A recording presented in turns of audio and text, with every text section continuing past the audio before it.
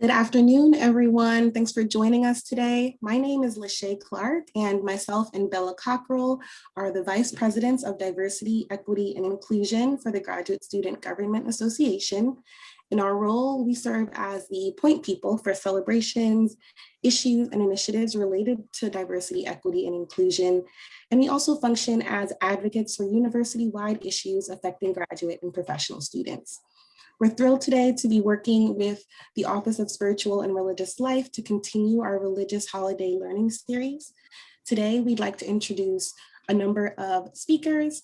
First, Emory's Jewish chaplain, Rabbi Jordan Braunig. We also have Dr. Nancy Newman, Jolly Chair of Ophthalmology at Emory Eye Center. We have Dr. Paul Root Wolpe, the Director of the Center for Ethics at Emory. And we have Rebecca Noymer, President of the Jewish Emory Graduate Students and second-year Rollins MPH student. Today, they will be discussing the Jewish celebration of Passover. We encourage any questions, and we'll be having a Q&A session at the end if there are any questions, so please send any that you have in the chat box. And with that, I'll turn it over to our speakers. Great, thank you, Lachey. I'm so excited to be here with our panelists, and I am particularly thankful as we lead up to a holiday that takes a lot of preparation and cooking, and there's a big meal that starts it. So in a what can be a busy week for everyone to have taken the time, I really appreciate it. Passover is a spring holiday.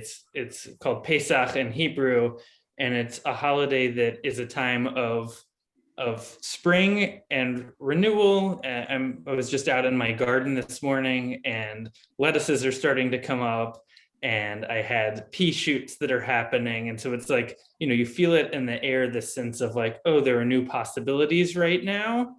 And at the same time, it's also a holiday that marks the exodus of the Jewish people from Mitzrayim, from this narrow place, Egypt, and going out through the Sea of Reeds in this sort of like miraculous moment in the Torah, in our sort of holiest book.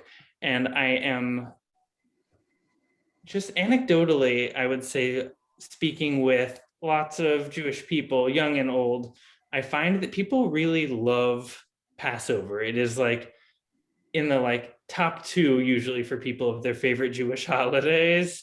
And I'm just curious to start with, and today I'm going to ask our panelists 4 questions, because during the Seder there's a moment where we encourage people to bring their questions, and there are 4 questions that usually the youngest person at the table will ask, but we won't ask the traditional 4 questions, but I'll ask 4 questions during the time. And I'm curious, just in a quick way, to go around to the panelists.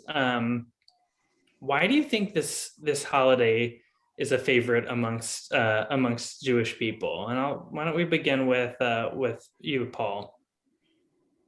Well, thanks everybody for inviting me and for being here.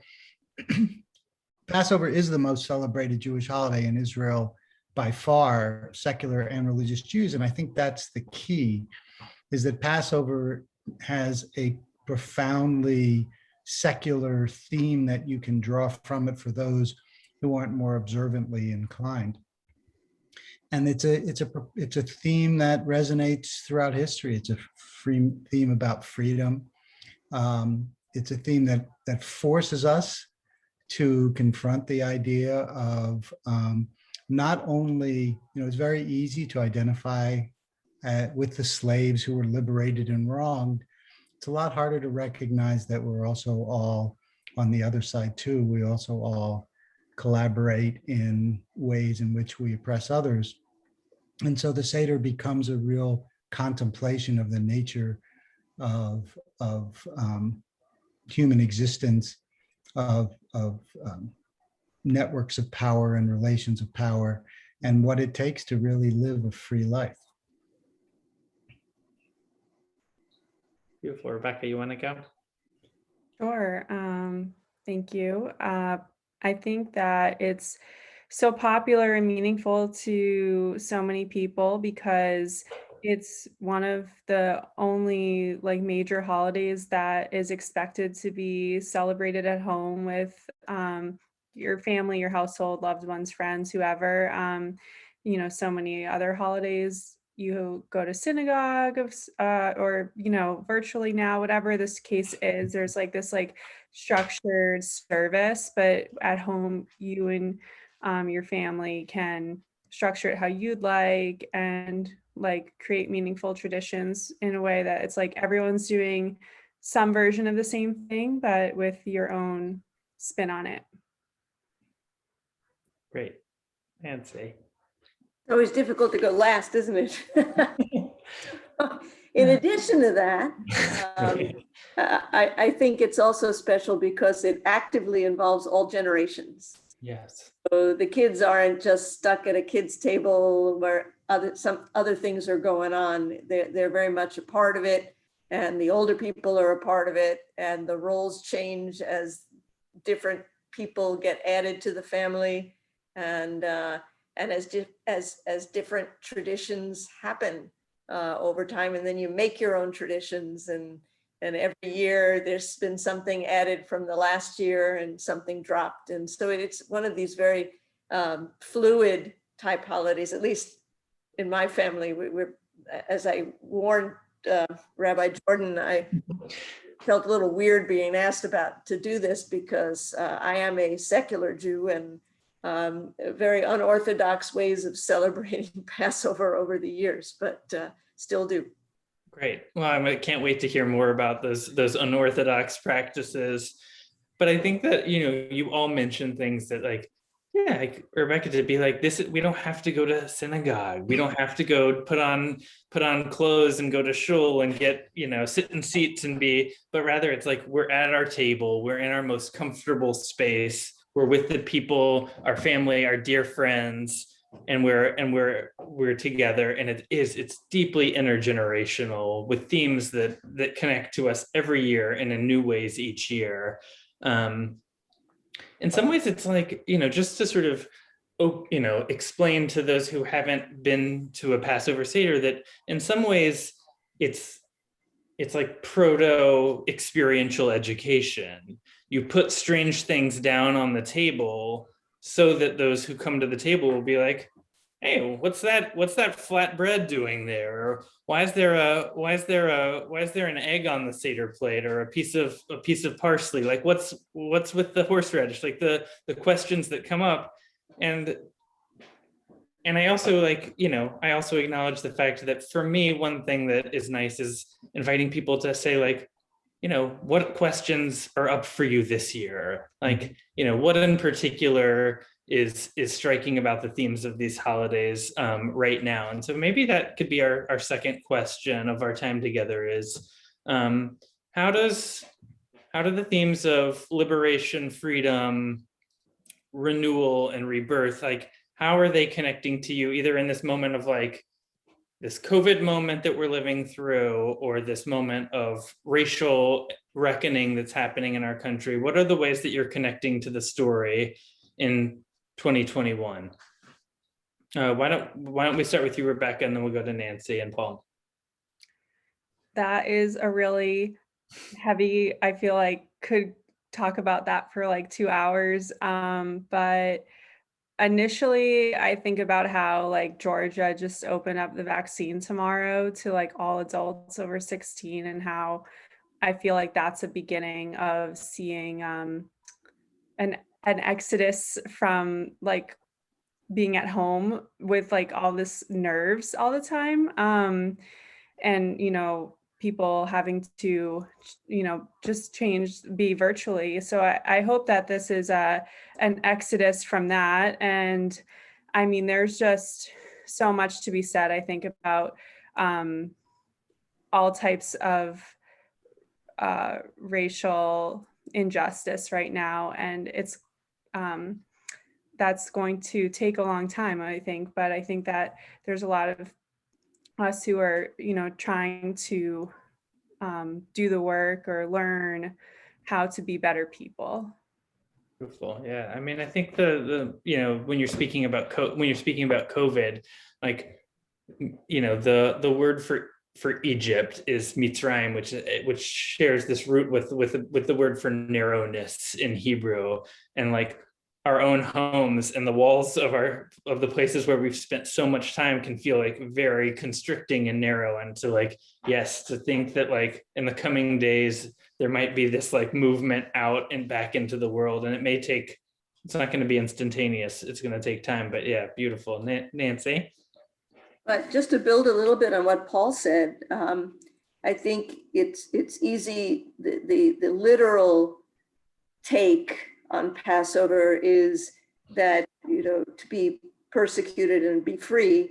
But I think a more sophisticated, deeper look is how we enslave others, even in our day-to-day interactions. And I just think that one of the things that I've incorporated into Passover, which relates to that, is I train fellows from all over the world, like 70 different fellows, and they come to the house at Passover, whatever holiday they happen to be around for, and it's their first time ever seeing matzah or their first time hearing about anything. And it does have meaning, and it crosses all sorts of borders. And my household is a split religion household. Well, it's no religion household, but it's a split cultural household.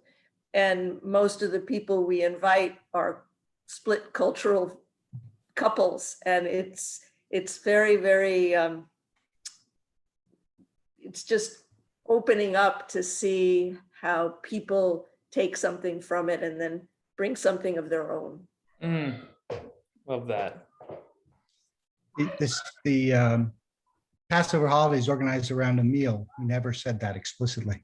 And that meal is called a Seder, which means order.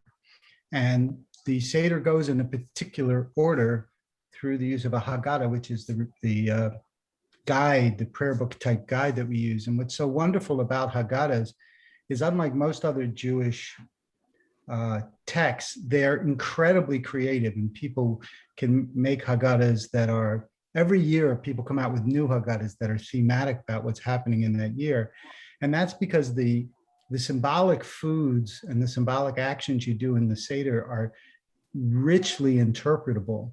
And you can apply them to whatever, you can apply them to COVID, you can apply them to the diversity and inclusion issues, you can apply them to the terrible tragedies that we've experienced in Atlanta and in Colorado over the last few days. And so they're deeply evocative. And I think that's what gives it its power. And that's why Nancy's students see a power in it, no matter where they're from and no matter what their experiences were. So I think that's why this is such an important holiday, is because it has the ability to be current after a few thousand years. Every year we reinvest it with a new sense of immediacy and relevance. Well, I love it. And I really do appreciate this idea that that each year we experience it a little differently, and it depends on who's at the table. And thank you, Paul, for being explicit about the fact that this Seder, this particular part of the celebration does happen around a table and with the meal sort of as the centerpiece of it. And I haven't even said that, like, the holiday is a week long or 8 days long of ridding yourselves of leavened products, of like eating only like matzah for a week, or people have different practices and different levels of stringency around that. But there's this idea that each year you go through this process of cleaning and getting rid of that which you don't need, and starting fresh and starting again. And that it can feel liberating, and sometimes it can feel slightly like enslaving, and it can feel rough. But the other piece that I wanted to say is, in terms of what all three of you have alluded to, is this idea that even in the Haggadah, it says both avadim hayinu, we were slaves, now we're free. But then it also says a few moments later that this year we're slaves, next year let us be free. And I feel like we live in that tension, and the whole holiday kind of exists in between those two feelings that are both true feelings. So I wanna spend a moment with us talking about the Seder, and if there are favorite moments, favorite tastes, favorite experiences of the Seder night that for you it wouldn't be a Passover without this. So Nancy, we'll start with you, then Paul, and then Rebecca. Well, we probably do the shortest Seder on record. We still use the coloring book Haggadahs that we got from my daughter when she was 4. And we make a point of using them every year to help remember that too. I think for me, there's a certain irreverency that my father brought into the picture. We all, I'm sure, I grew up on Long Island. We would travel to Connecticut for my mother's older brother's Seder. He was the patriarch, and we'd all come. And my father, of course, is the brother-in-law, felt a little out of it. And so he would create trouble whenever he could. And so right in the middle of the Seder, he would start saying, Dayenu, which means did enough. And this became the running joke. So for me, it wouldn't be Seder without Dayenu. Dayenu, yeah, the It's a word, song people sing at the end, but it's got to be there. Love it. Paul. So a little bit of context for me. My father was a rabbi. 2 of my brothers are rabbis. My daughter is a rabbi. So the Seder that we're going to have, not first, there are 2 Seders, by the way, first night and second night. Second night Seder, we're going to have at least 3 rabbis around the Zoom table. So we do a lot of very creative things. When my kids were young, my daughter's, of course, married with kids, the daughter of the rabbi. But when they were young, for example, we would hang tapestries all over our basement and put out carpets, and the guests would take off their shoes, come in. My children would wash their feet, and the entire Seder would be done as if we were in a Bedouin tent on the ground on cushions, and all of the, we'd eat on cushions. So there's a real opportunity for creativity in the Seder, and every year we try to bring that in.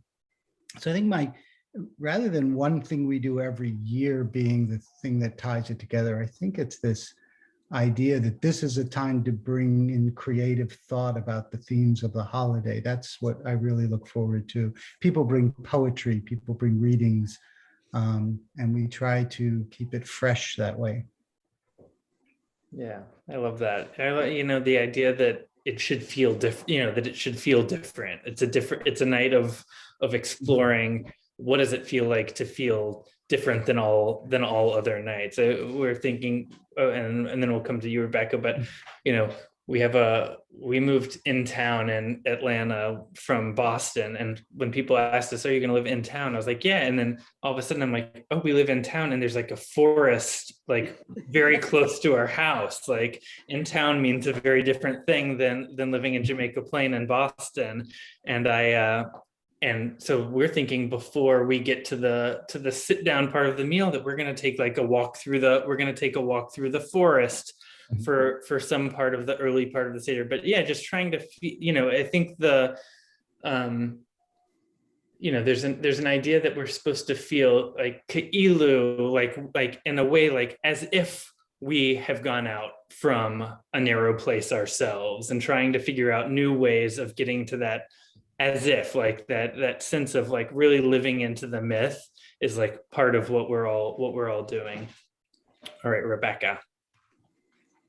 So I think that for me, some of the foods are really special, and so I'm also from Boston, and so I'll be at a Zoom Seder with my family. And last year, my mom sent me like a bunch of recipes that I made for the first time, because like I had never had to cook for Passover before, and so I have those for this year. And it's just, they're like from like specifically the haroset, which is like the mortar of Egypt and all that. There's like this really, it's like her grandmother's recipe, which was like probably translated from like Yiddish or something. And I always thought it was like a normal haroset, but then I started going to other, community Seders and stuff, and it's like a little bit different, but I much prefer it because that's like what I know. So it's just like a little family kind of thing where I'm like, I like what we eat, and I'm like, look forward to making it and everything. Beautiful. Yeah. I mean, I love the idea of a recipe of a recipe written in your grandmother, in your grandmother's handwriting, your grandfather's handwriting, that you sort of like know when you're making it. It's a way of this linking of generations. Nancy, Paul, are there tastes that you feel like evoke the holiday for you, whether it's, horseradish or matzo ball soup or matzo brie, or, matzah is this very quickly baked, it almost looks like in a giant cracker in the way that it's sold in boxes now. But the idea is the flour and the water come together, and within 18 minutes it has to be out of the oven, and it's halach ma'anya. It's the bread of poverty. It's the bread of people who were like refugees and were on their way in between two places. And so it's sort of the centerpiece of the whole Seder table. But there are lots of tastes throughout the evening, and I'm curious if there are tastes for you that evoke the holiday. Well, the great divider at our Seders is, will anyone eat gefilte fish or not? So that's the taste that really separates the real Jews from the non-Jews. Right. Nobody else will eat gefilte fish. Yeah, gefilte fish. Will you explain to people what gefilte fish is? Oh God, is the basis cod, Paul? Is that what it is? I Well, think- gefilte, the word gefilte means smashed in Yiddish. Yeah, It's cod. really It's smashed basic fish. Fish that gets, it's like a mousse, but then Yeah. it congeals like a jelly. It's Mhm. It's a nugget. It's like it's a nugget. it's a nugget usually very it's a nugget heavy. of fish that's made of like pike or It can carp. be cod also or carp. Right? Yeah, Yeah. there are lots of, people do it with, some people do it with salmon. You can get like, I've had friends who've like gotten the grinder out and made homemade gefilte. Yeah, my mother did it one year. Yeah, it's a pretty, but what Nancy's saying is that often for people, the willingness to put some really strong horseradish on top of that gefilte fish and take a bite Right. is sometimes it takes having had it since you were a child in order to really embrace it. So I eat gefilte fish throughout the year with horseradish. So that's nothing new to me. But what is, first of all, I agree with Rebecca, the charoset, this ground nuts and apples and dates and other things. It's supposed to mimic mortar. You only eat that once a year. And so that's a very special taste for Passover. But even though I eat horseradish throughout the year, and in fact, a group of friends and I for many, many years get together, we're getting together tomorrow night, we make our own horseradish for Passover. But when the time comes that you're supposed to ritually eat the horseradish and say a blessing over it, the purpose of which is to taste bitterness of slavery, I never use the ground horseradish that I use for my gefilte fish. I take a chunk of the actual root and I force myself to chew it and swallow it, which, let me tell you, is no fun at all. But I do it every year because I think that's the most authentic way to really honor the tradition of feeling that pain in that very minor and trivial sense. But still, if you allow it to be a metaphor or a symbol for you, it can still be a meaningful moment. So I guess the charoset and the bitter herbs are the two things that always evoke Passover for me. That's the parsley that gives me revulsion. You're dipping parsley in salt water and just eating it the way it is. Salt water to be the tears and parsley to be fresh, but ooh, horrible. Yeah, it's funny that, there are things where it's just, almost like Proustian, taste memories that send you back. But yeah, for me, parsley and salt water is one where I'm like, oh, I'm connected to every Seder I've ever been to when I put this in my mouth. And yeah, maybe it's not my first choice of how I would eat a little salad course. Mhm. All right, I think we have time for like a lightning round of one thing that you do at your Seder that you feel like is innovative or is, I mean, I know we've already shared some of these, but a best practice or a pro tip for a good Seder. Paul, you want to start again? Boy, yeah, I mean, so for children, I mean, we always try to find something other than just the normal ritual to engage the kids. And often, so there's a place in the Seder where you go through the 10 plagues, and that includes frogs and it includes wild beasts and things. So we always used to have, and every kid has toys like that. So we always used to have frogs on the table and things on the table that we could then evoke those those symbols with. So try to do more than just say the word. See if you can bring something meaningful. And there's a place where you go up and you open the door for Elijah. Make that a meaningful moment and what it means to open your door and have the first guest of the year come in who's not wearing a mask. Exactly. Nancy, you want to go? Sure. So when I lived in England for 2 years and there weren't many Jews around where I was, so there would be like one or two other people. And so in those days, the Haggadah was quotes from Woody Allen's others. We don't talk about Woody Allen anymore, but pretty funny stuff. And now what we do besides the coloring books is, because I have all adults with me, very, very smart people, I do an afikomen, which is the treasure hunt, the Easter egg hunt for the kids, right? We make it a puzzle where I feed them facts and they have to figure out the answer. And then the answer is in one of my, I collect art.